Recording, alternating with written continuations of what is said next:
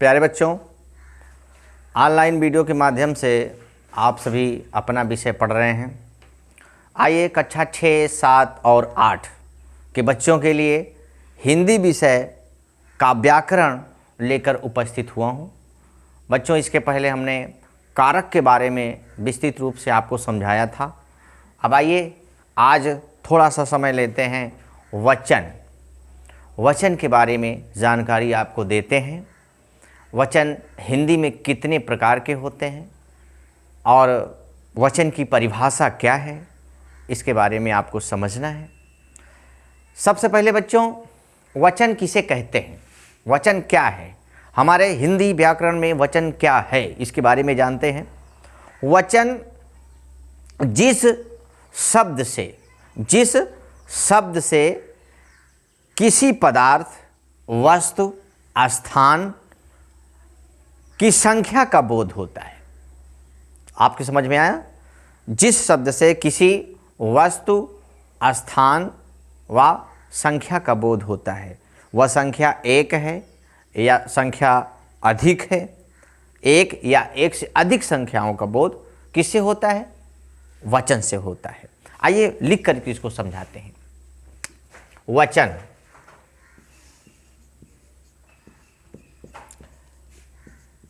जिस शब्द से एक या एक से अधिक वस्तु, स्थान व व्यक्ति का बोध होता है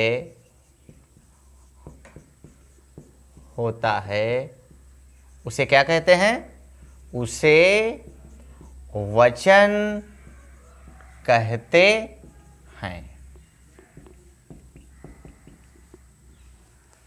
आप श्यामपट पे ध्यान देंगे। छोटी सी बात है, जिस शब्द से एक या एक से अधिक वस्तु, स्थान व व्यक्ति का बोध होता है, उसे क्या कहते हैं? वचन कहते हैं। जिस शब्द से, कोई ऐसा शब्द लो जिससे जो है एक या एक से अधिक वस्तु या व्यक्ति का उसमें बोध हो, समझ में आवे। जैसे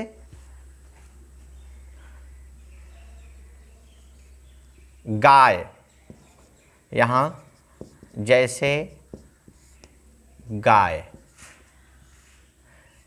क्या है? एक वचन में है। बच्चों, गाय एक वचन में है, लेकिन हम इसको बहुवचन बनाएंगे तो गायें हो जाएंगी। क्या हो जाएंगी? गायें। इसी तरह छात्र या पुस्तक लिख देते हैं। पुस्तक एक वचन है और इसका बहुवचन क्या बनेगा? पुस्तकें।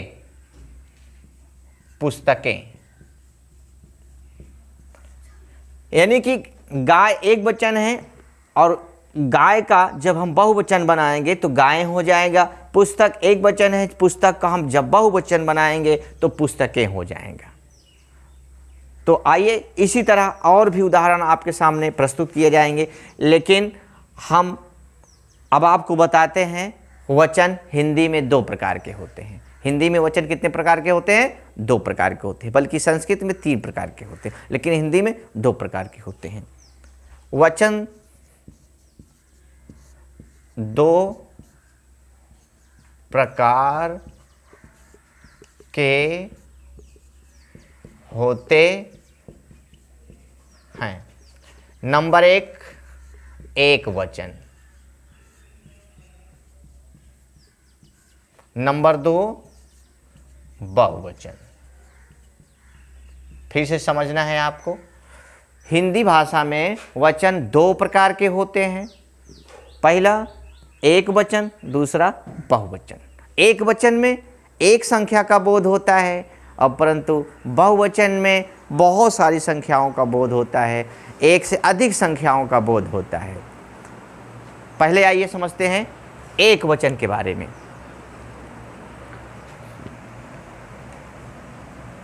एक वचन की परिभाषा समझाते हैं, उदाहरण समझाते हैं, उसके बाद आगे की ओर बढ़ते हैं।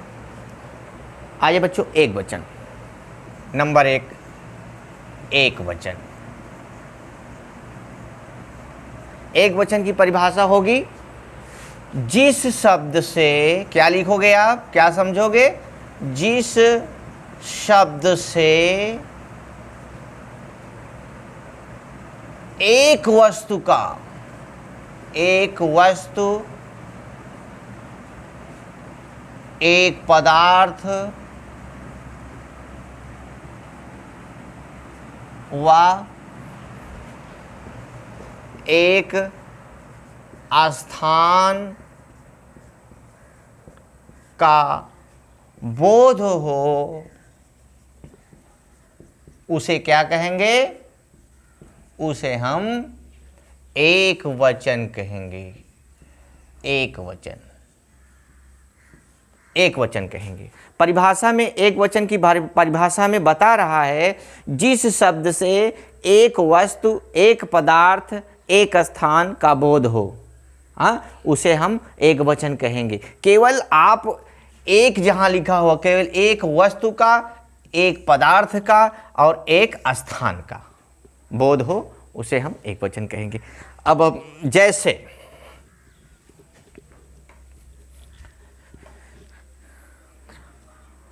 जैसे पुस्तक,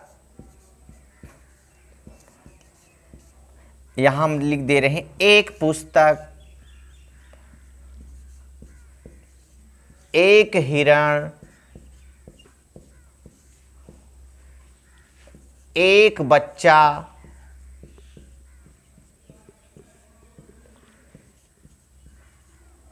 एक खिलौना आदि।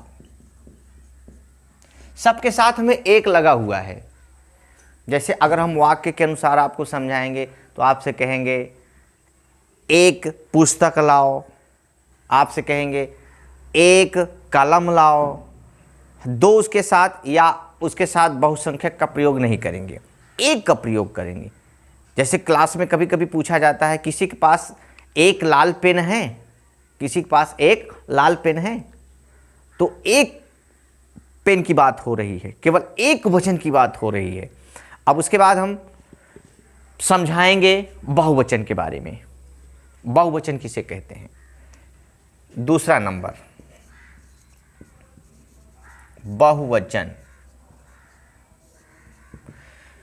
एक वचन में आपने समझा, जिस शब्द से एक वस्तु, एक स्थान, एक पदार्थ आदि का बोध होता है, वह एक वचन है। अब यहां आप जहां एक की बात है, वहां आप कई संख्या की बात करेंगे, बहुवचन में बात करेंगे। जिस शब्द से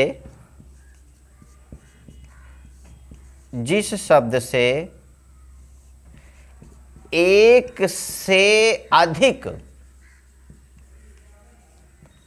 अधिक वस्तु, स्थान व व्यक्ति का बोध होता है,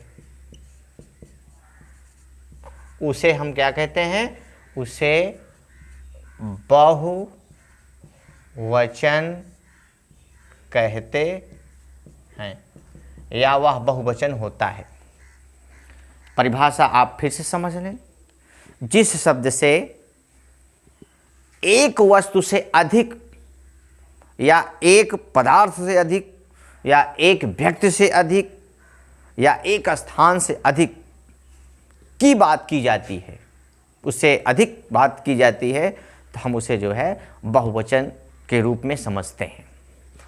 परिभाषा यही कह रहा है ना, जिस शब्द से एक से अधिक वस्तु, स्थान व व्यक्ति का बोध होता है, उसे बहुवचन कहते हैं। अब हम जैसे करेंगे, जैसे पुस्तकें। यहां बच्चों लिखा हुआ है पुस्तकें। अब जब पुस्तकें लिखा हुआ है तो एक पुस्तक थोड़ी ना है, इसमें कई पुस्तकें हैं। अब पुस्तकें लिखा हुआ है तो एक से अधिक पुस्तकें हैं, ये आपको समझना है। एक पुस्तक नहीं है, कई पुस्तकें हैं, 2 हैं, 3 हैं, 4 हैं, 5 हैं, 7 हैं, 8 हैं, 10 हैं, सैकड़ों भी हैं। क्योंकि पुस्तकें से समझ में आता है कि यह बहुवचन में बताया जा रहा है। उसके बाद गायें, कई गायें हैं, 1 गाय, 2 गाय, 3 गाय, 4 गाय, 5 गाय से ज़्यादा हैं। फिर देखिए उसके बाद छात्राएं, फिर उसके बाद